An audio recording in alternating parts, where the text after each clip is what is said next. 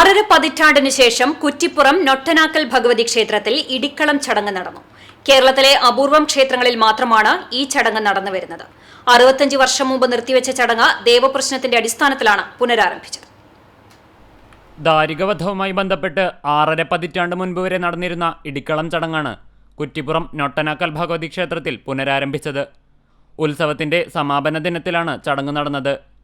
7 ഉരലും 14 ഉലക്കയും ക്ഷേത്രാങ്കണത്തിൽ തയ്യാറാക്കിയ ശേഷം 7 പുരുഷന്മാരും 7 സ്ത്രീകളും ചേർന്നാണ് ഇടിക്കളം ചടങ്ങിന് നേതൃത്വം നൽകിയത്. ഇടിക്കുന്ന 14 പേർക്ക് പുറമെ പൊടിക്കാരായി 10 പേരും ഉണ്ടാകും.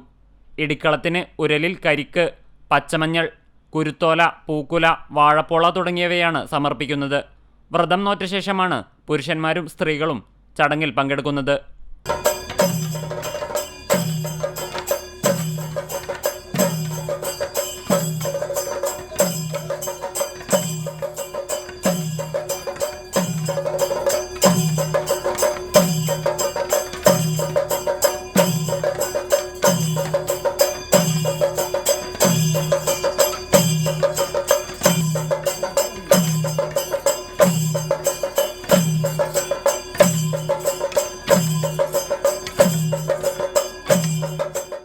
കോമരത്തിന്റെ സാന്നിധ്യത്തിൽ വാദ്യമേളങ്ങളോടെയായിരുന്നു ചടങ്ങ്.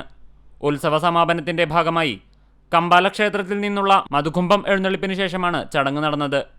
ദാരികവധത്തിന്റെ പ്രതീകമായി നടത്തുന്ന ഈ ചടങ്ങിന് പുതുതലമുറയിലുള്ളവർ ആദ്യമായാണ് സാക്ഷികളായത്.